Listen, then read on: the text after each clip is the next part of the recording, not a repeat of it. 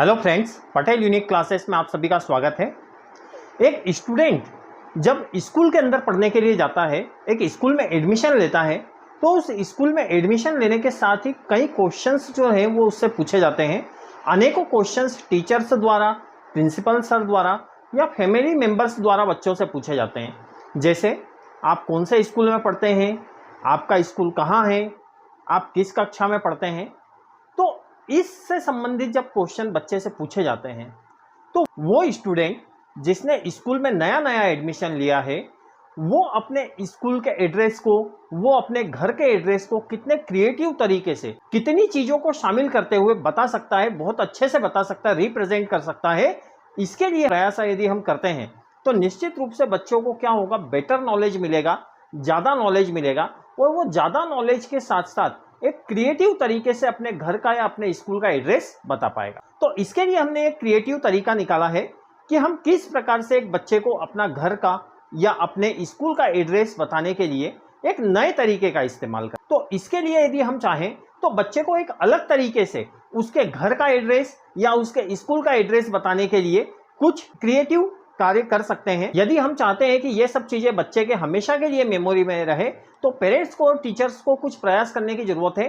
जो बच्चों की फेयर कॉपियाँ रहती है, जो बच्चे की मुख्य कॉपियाँ रहती है सब्जेक्ट्स की, उसके आगे के 4 या 5 पन्नों पर कुछ ऐसी चीज़ें करवाना आवश्यक है जिससे कि बच्चा उनको बार बार पढ़े और बार बार पढ़ करके उसका बेसिक नॉलेज जो है उसे बढ़ाए और बेसिक नॉलेज बढ़ाने के साथ कुछ नई ऐसी चीज़ें सीखे जो कि हमेशा उसको जीवन पर्यंत काम में आने वाली है और उसके लिए आवश्यक। तो चलिए गाइस, शुरू करते हैं कि किस तरह एक बच्चा एक क्रिएटिव तरीके से, एक नए तरीके से अपने घर के या अपने विद्यालय के एड्रेस को बता सकता है। सबसे पहले हम विद्यालय, स्कूल या फिर घर या बच्चे के निवास का पता अब किस तरह से बताएगा।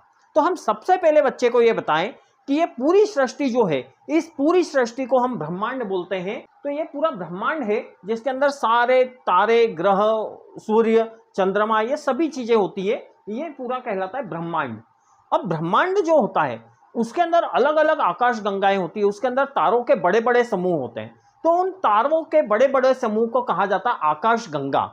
तो अगर ब्रह्मांड की बात करें तो इस ब्रह्मांड के अंदर अनेकों आकाश गंगाएं होती है।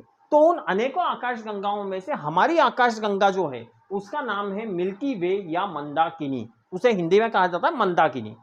तो हमारी आकाश गंगा का नाम है मिल्की वे या मंदाकिनी, जो अनेक आकाश गंगाओं में से एक है। ब्रह्मांड में जो अनेक आकाश गंगाएं हैं उनमें से एक हमारी आकाश गंगा है मिल्की वे या मंदाकिनी।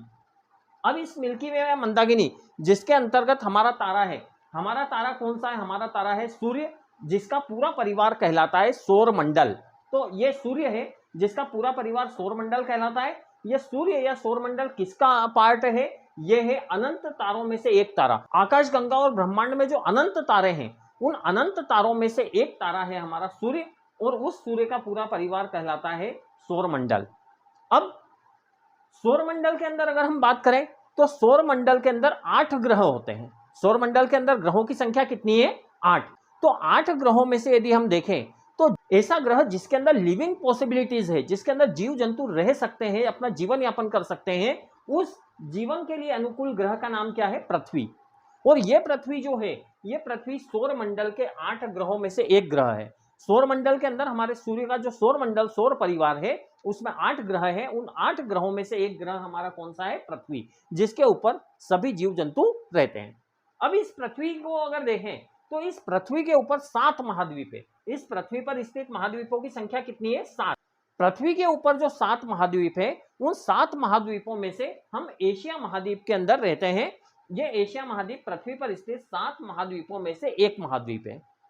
अब अगर मान लो महाद्वीप में रहते हैं तो महाद्वीप के भी डिवाइडेशंस है। महाद्वीप जो होता है वो अलग अलग देशों का समूह होता है।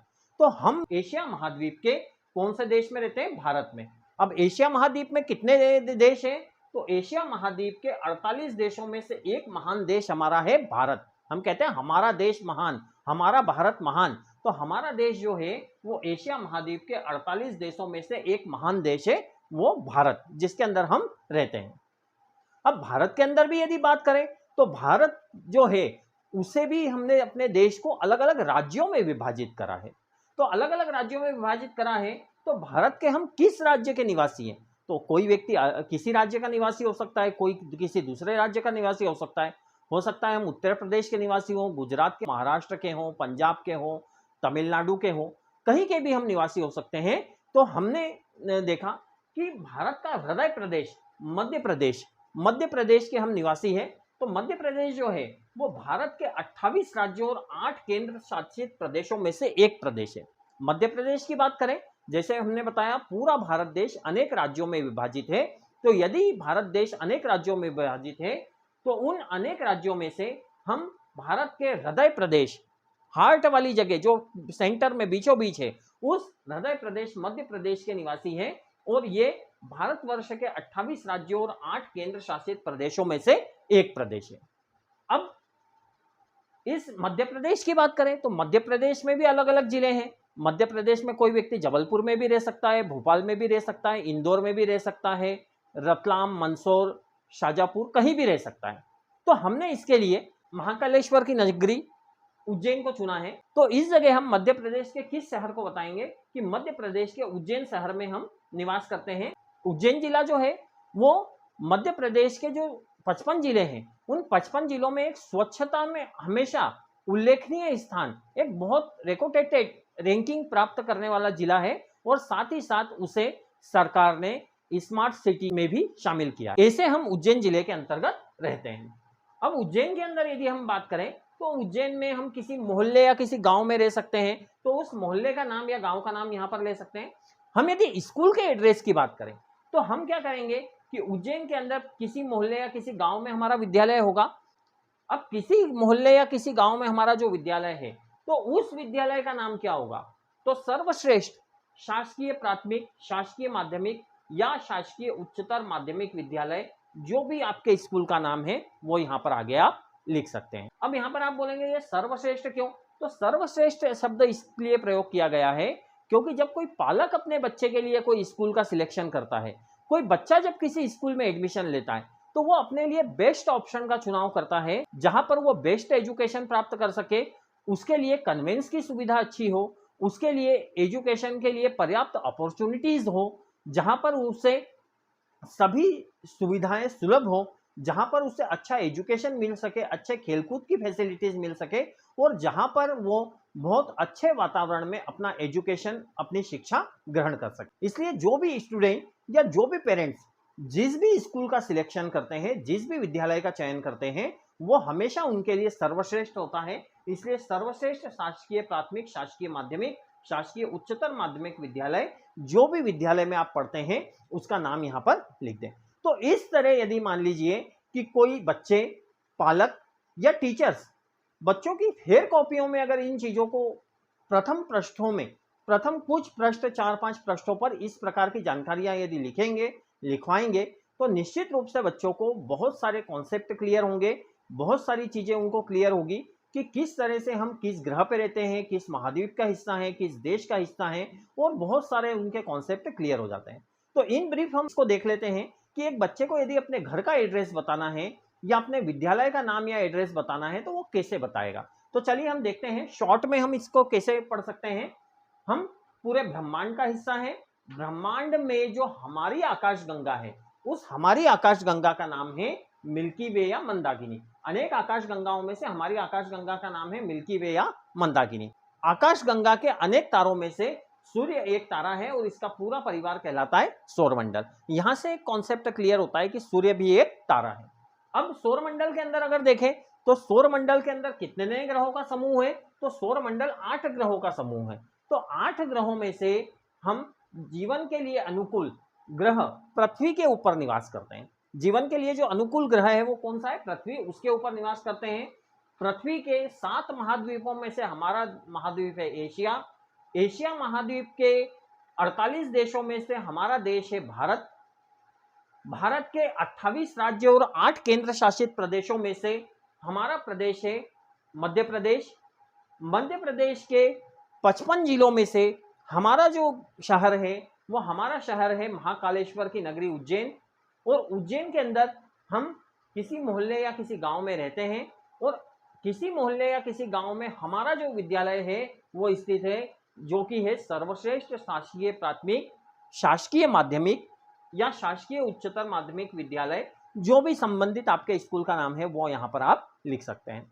तो इस तरह से हम बच्चे को अपने निवास का पता, अपने होम एड्रेस और उसके साथ साथ अपने स्कूल एड्रेस, अपने स्कूल का पता, ये इस तरीके से यदि करवाएं तो उसको बहुत सारे कॉन्सेप्ट जो हैं वो क्लियर होंगे। उसको मालूम पड़ेगा कि ये पूरा जो सृष्टि है उसे ब्रह्मांड कहते हैं। ब्रह्मांड के अंदर तारों की क्या व्यवस्था है, तारों के अंदर सौरमंडल की क्या व्यवस्था है, उसके अंदर ग्रहों की क्या व्यवस्था है, और ग्रहों के अंदर महाद्वीप, महाद्वीप के अंदर देश, प्रदेश, शहर और गांव या मोहल्ला, इस तरह से पूरी व्यवस्था को, पूरे स्ट्रक्चर को वो यहाँ पर समझ सकता है और ये चीज़ें उसको भविष्य में काफ़ी काम आ सकती हैं। तो साथियों, मुझे विश्वास है कि आपको ये वीडियो अच्छा लगा होगा। यदि आपको वीडियो अच्छा लगा है तो वीडियो को लाइक करें, शेयर करें और कमेंट करें। यदि आप चैनल पे नए हैं तो चैनल को सब्सक्राइब करें। जय हिंद, जय भारत। यदि आप चाहें तो इसका स्क्रीनशॉट ले सकते हैं। यहाँ पर बच्चे यदि चाहें तो इसको शॉर्ट में अगर बोलेंगे तो कैसे बोलेंगे कि ब्रह्मांड के मिल्की वे या मंदाकिनी आकाशगंगा के अंतर्गत सूर्य नामक तारे में स्थित पृथ्वी ग्रह के, एशिया महाद्वीप के, भारत देश के, मध्य प्रदेश राज्य के, उज्जैन जिले के इस गांव या इस मोहल्ले के सर्वश्रेष्ठ शासकीय प्राथमिक, शासकीय माध्यमिक या शासकीय उच्चतर माध्यमिक विद्यालय, जो भी स्कूल का नाम है उसमें मैं पढ़ता हूं या वहां पर मैं रहता हूं। तो इस तरह से बहुत शॉर्टली आप अपने स्कूल का या अपने घर का एड्रेस बता पाएंगे।